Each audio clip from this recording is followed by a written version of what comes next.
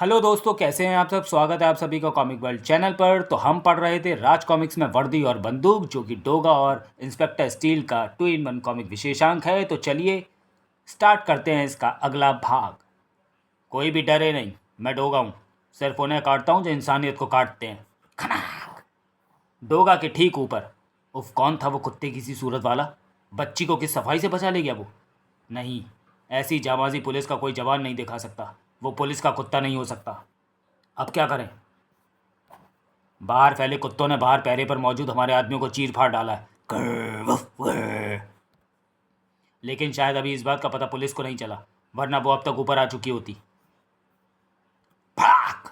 जहाँ डोगा आ चुका होता है वहाँ पुलिस पहले नहीं आती। ये वही है। हाँ, मैं वही हूँ। च्यूं च्यूं। इंसानियत की गोलियों का चौकीदार, दरिंदगी की मंडियों का ठेकेदार, जहाँ दरिंदगी नीलाम होती है। दरिंदगी की बोली जहाँ लगती है वहाँ मैं ज़रूर पहुँच जाता हूँ, क्योंकि दरिंदगी की मुझसे बड़ी बोली कोई दूसरा नहीं दे सकता। और इस वक्त मैं उसी बाजार में हूँ।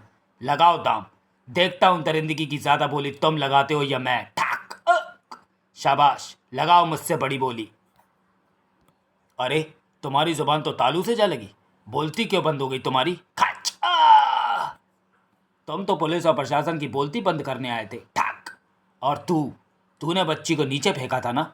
बच्ची को मारने का बहुत बड़ा हौसला किया था तूने विज्ञानी। तो ये देख, ये रही वो बच्ची। मैं इसे बचा लाया हूँ। मार, इसे मार विज्ञानी, मार इसे। उठा बंदूक, वरना इसकी मौत की हसरत लिए मारा जाएगा तू। इसे मार विज्ञानी, मेरे सामने मार इसे। चिम चिम आ! देखेगा डोगा कि तेरे कंधों में बंदूक थामने की ताकत भी है या नहीं। डोगा देखेगा तेरे इस सीने में वो जिगरा भी है या नहीं कि डोगा की मौजूदगी में तू ये खून खराबा कर पाए। चिम! तू ये कोशिश नहीं कर पाया विज्ञानी, पर मैं तुझे ज़रूर मारूंगा। मैं तुझे नीचे फेंकूंगा और तुझे बचाने कोई नहीं आएगा। हिंसा व अपराध की किताब का जो पन्ना तूने खोला था वो तेरी मौत के साथ बंद हो जाएगा। विज्ञानी की लाश के नीचे गिरते ही बाहर ज़बरदस्त हलचल मची। बिल्डिंग को अपने कब्जे में ले लो, क्योंकि बिल्डिंग में इस वक्त डोगा है। प्रिया को बचाने के बाद उसी ने इसे भी मारा है, और शायद इस वक्त कोई भी अपहरणकर्ता अंदर जिंदा मौजूद नहीं है। पुलिस तो बाद में पहुंचती, इंस्पेक्टर स्टील तो ऊपर पहुंचने ही वाला था, मगर कानून का बाप भी ऊपर मौजूद था। जब मैं उसे गोलियां मार रहा था तो तुम्हें डर नहीं लगा? डर कैसा? एक पागल कुत्ते की मौत देखकर तो डर दूर हो जाता है डोगा। आपकी बच्ची बहुत बहादुर है जज साहब, इसे भी जज बनाना, लेकिन एक ऐसी जज जिसकी कलम फांसी की सज़ा को उम्र कैद की सज़ा में ना लिखे। तुम ठीक कहते हो डोगा। दूसरों को मौत बांटने वाले इंसान नहीं, हैवान होते हैं। उन्हें मौत की सज़ा मिलना मानवता पर कलंक नहीं बल्कि न्याय है। तो फिर आपको मौत की सबसे पहली सज़ा डोगा के नाम लिखनी होगी, क्योंकि जिन अपराधियों को गिरफ्तार किया जाना तो उन्हें डोगा ने बेरहमी के साथ मारा है। इंस्पेक्टर स्टील, तुम कानून के सिपाही हो, कानून की ही भाषा बोलोगे। तुम्हारा कानून सिर्फ भाषा ही बोल सकता है। हाथ में बंदूक लेकर घूमने वालों की कलाई नाप सकता है, उनका सीना गोली से चाक नहीं कर सकता। Puff puff! मेरे साथी मुझे आगाह कर रहे हैं इंस्पेक्टर स्टील। मैं जानता हूं कि पुलिस बिल्डिंग में दाखिल हो चुकी है और अब मुझे यहां से फौरन जाना है। डोगा, जाओ Doga. Oh shit! Thank you Priya. Inspector Steel, मुझे अपनी बेटी की इस हरकत का कोई अफसोस नहीं है, क्योंकि उसने एक ऐसे आदमी की मदद की है जिसने उसकी मदद की है। स्टील जानता था कि डोगा का स्टील के हाथों से बचकर भागना तो फिर भी मुश्किल था, मगर किसी पुलिस फोर्स के हाथों से बचकर आसान। मगर डेंटल के लिए इस घटना की नाकामयाबी को बुलाना इतना आसान नहीं था। इस बार स्टील के साथ मेरे आदमियों के रास्ते में बारूद बिछाने डोगा भी पहुंच गया, मगर डेंटल दूसरे बारूद के पलीते में आग लगाएगा, और इस बार निशाना होगा पूरा राजनगर। Police headquarter. हाँ इंस्पेक्टर स्टील, हेडक्वार्टर के बाहर कोई ये पर्चे उड़ा गया। राजनगर निशाने पर 3 अलग अलग शक्लों में बारूद बिछा दिए गए हैं। 3 घंटे के अंदर महमूद भाई को रिहा करो, वरना एक एक करके 1 घंटे में तबाही की शक्ल तुम्हारे सामने आएगी। डेंटल, अल्फसान ग्रुप। पर्चे सारे शहर में फेंके गए थे। शहर में तबाही दस्तक दे रही है। महमूद को छुड़ाने के लिए सारे शहर को निशाना बना दिया अल्फसान ने। पागल हो गया ये आतंकवादी ग्रुप। लोगों के चेहरे पर दहशत दस्तक दे रही थी। इंस्पेक्टर स्टील की प्रार्थना पर शहर में कर्फ्यू लगा दिया गया था। मुझे शहर में छिपाए गए बारूद को ढूंढना होगा, क्योंकि उनकी शर्त तो किसी भी सूरत में नहीं मानी जा सकती। पहला घंटा बीतने के साथ ही राजनगर के कई एसटीडी बूथों में खतरे की घंटियां बज उठी। Boom boom. कर्फ्यू के कारण जान का नुकसान नहीं हुआ, मगर दहशत का बाजार गर्म हो उठा था। क्या पता अगला विस्फोट हमारे घरों को ही उड़ा दे। अगर मैं उनके बिछाए दूसरे जाल को भी नहीं पकड़ पाया तो ये मेरी करारी हार होगी। Scan mode. ओ ये क्या, कार की डिग्गी में बारूद रखा नजर आ रहा है। तो क्या ये कार बम है? मैंने आतंकवादियों के दूसरे हमले को पकड़ लिया। अब इस कार बम को डिफ्यूज़ करना होगा। Scan mode continue. लेकिन आतंकवादियों ने पहले हमले में कई एसटीडी बूथों को अपना निशाना बनाया था। मुझे ये विश्वास करना ज़रा मुश्किल होगा कि ये कार बम इकलौता ही होगा। ओह, थोड़ी दूर पर एक और कार बम मौजूद है, और इससे थोड़ी दूर पर एक और car bomb. Check record section. और ये सब कारें चोरी की हैं। मेरे रिकॉर्ड सेक्शन में इनके रजिस्ट्रेशन नंबर और चोरी की रिपोर्ट्स दर्ज है। मगर ये तो कार बमों की पूरी चेन है, और सभी कार बम बहुमंजिला इमारतों के आसपास रखे गए हैं। इनके फटने पर ज़बरदस्त नुकसान हो सकता है। मुझे सावधानी के साथ इन्हें डिफ्यूज़ करते चले जाना है। मगर ये कार बम शहर के किस किस कोने में कहाँ कहाँ रखे गए हैं इसका पता चलना आसान नहीं होगा, और इस सब में काफ़ी टाइम बर्बाद हो सकता है।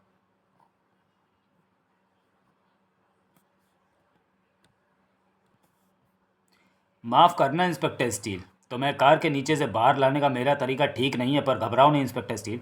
मेरे कुत्ते तुम्हारा काम आसानी से कर देंगे। मैंने उन्हें बारूद की गन सुखा दी है।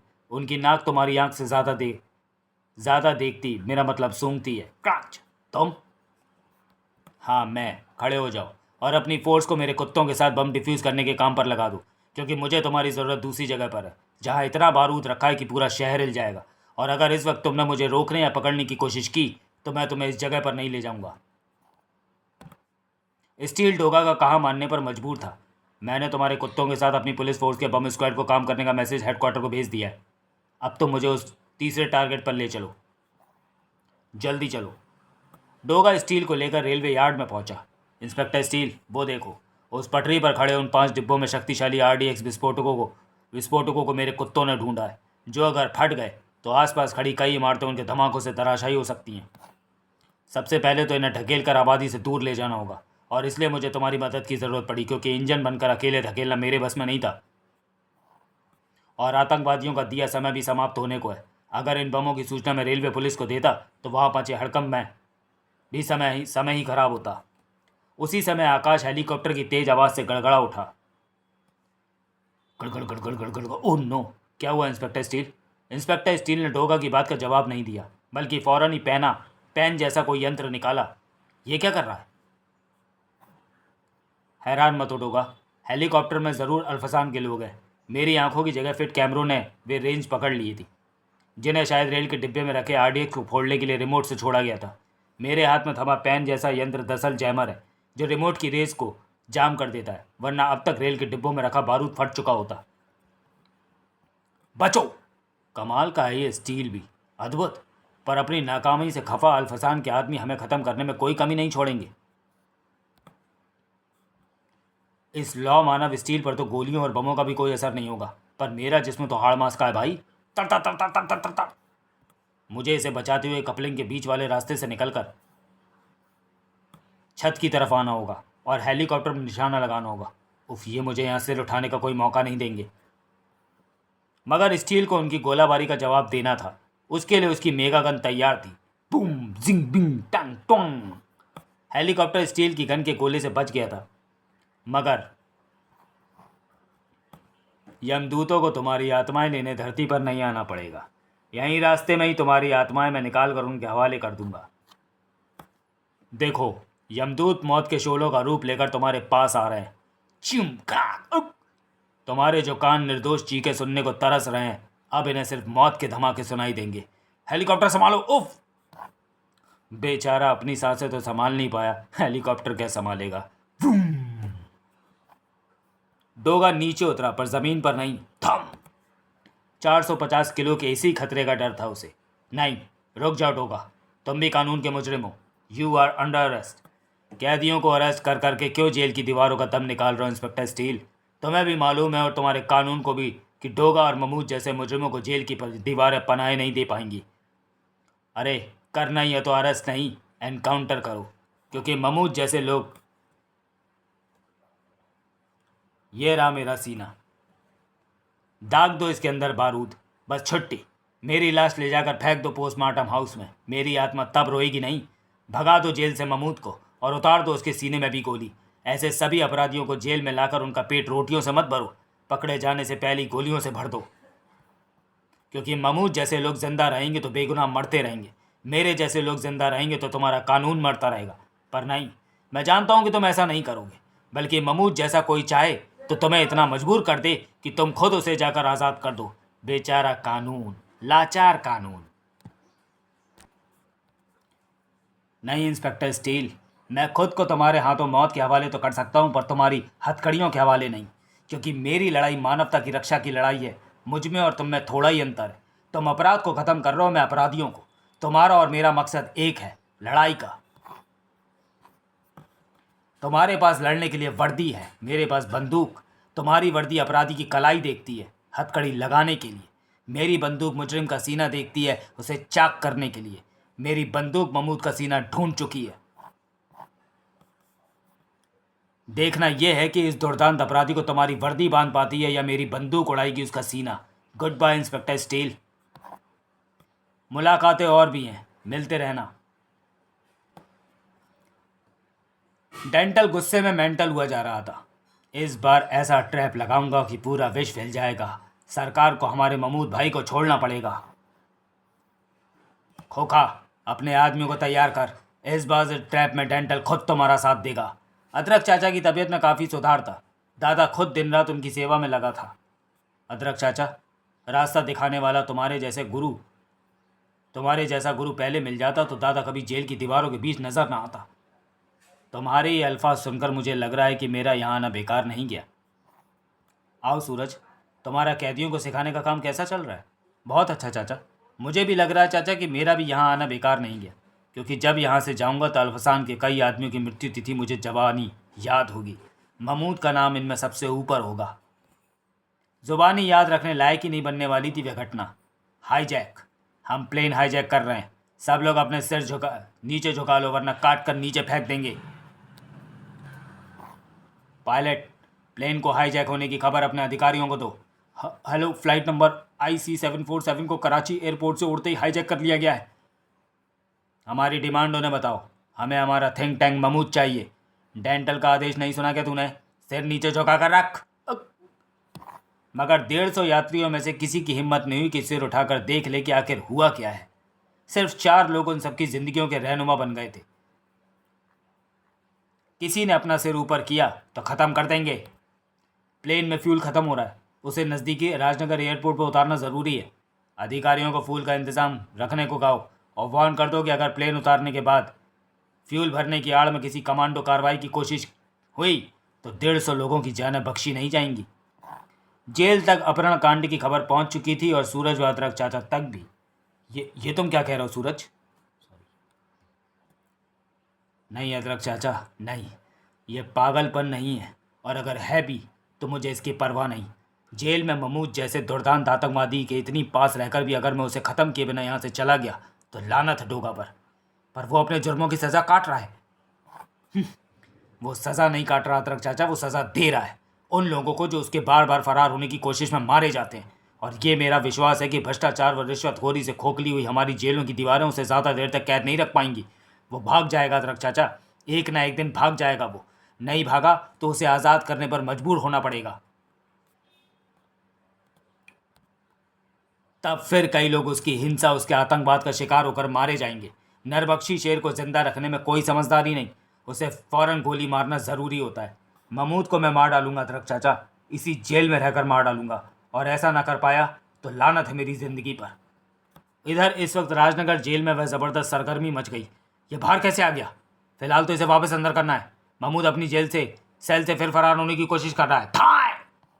जेल कंपाउंड गार्ड्स के भारी जूतों की ठक ठक, विस्लों और खतरे के सायरन से आवाज़ों से गूंज उठा। फिर रुक जाओ वरना शूट कर दूंगा। अब मुझे तुम्हारी जेल की दीवारें बंदी नहीं बना सकती। ठाक! अपना कैदी संभाल लीजिए जेलर साहब, पकड़ लो इसे। महमूद को बाहर आते देखकर स्पेशल सेल के पहरे पर तैनात सिपाही भौचक्के रह गए। ये तो अंदर बंद है, ये बाहर कैसे पहुंच गया? ये सब तुम्हारी लापरवाही का नतीजा है। ये ज़रूर खाने की ट्रॉली के नीचे वाली जगह में छुपकर बाहर चला गया होगा, पूरा शैतान जो ठहरा। पर अगर मैंने ये बात जेलर साहब को बताई तो मेरी नौकरी तो गई। बैरक का दरवाज़ा खोलो, जल्दी करो, इसे अंदर अंधेरी कोठरी में वापस डालो। किसी की भी निगाह महमूद की उंगलियों की तरफ नहीं गई थी, जिन्होंने उस कैप्सूल को बैरक में उछाल फेंका था। उसके बाद महमूद को उस अंधेरी कोठरी में ठूस देने में ज़रा भी देर नहीं की गई थी। उफ! महमूद के होठों पर एक खतरनाक मुस्कान लादी थी। मुझे मालूम था कि महमूद को जब फरार होते देखा जाएगा तो कोई भी ये जानने की चेष्टा नहीं करेगा कि फरार होने वाला महमूद दरअसल असली है भी या टोगा है। असली महमूद तो पहले से ही अंदर है, जिसे मैंने नर्व गैस से भरे कैप्सूल को कोठरी में फेंक कर तुरंत ही बेहोश कर दिया ताकि कहीं वो बाहर ना झांक ले।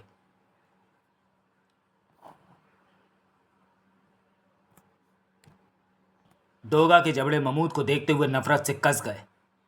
मुझे अफसोस है कि मैं तुझे तेरा गला दबाकर एक आसान मौत दे रहा हूँ, पर तेरी ये आसान मौत भी सैकड़ों बेगुनाह लोगों की मुश्किलें कम करेगी। महमूद को लाश बनाकर उस पर नफरत से थूकने से बाज नहीं आया था डोगा। उसी वक्त बाहर ताला खुलने की आवाज़ सुनकर डोगा चौंक पड़ा। दोबारा ताला क्यों खोला जा रहा है? मुझे फ़ौरन महमूद का मास्क फिर से लगा लेना चाहिए। दरवाज़ा खुला और वह भारी आवाज़ गूंजी जिसे डोगा लाखों में भी पहचान सकता था। बाहर निकलो। इंस्पेक्टर स्टील की आवाज़ आई है। वो महमूद को बाहर क्यों बुला रहा है?